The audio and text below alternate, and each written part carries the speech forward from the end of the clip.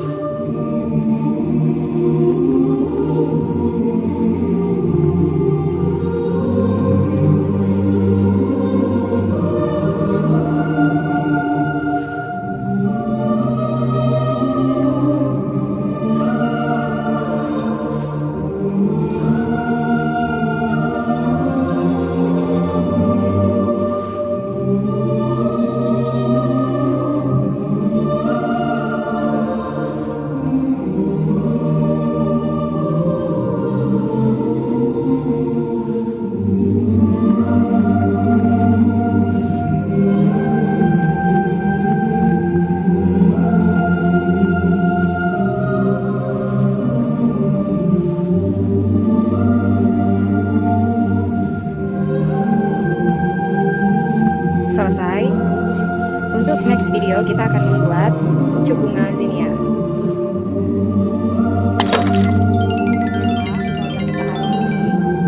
Jangan lupa like, subscribe, dan nyalakan tombol lonceng. Semoga bermanfaat. Assalamualaikum warahmatullahi wabarakatuh.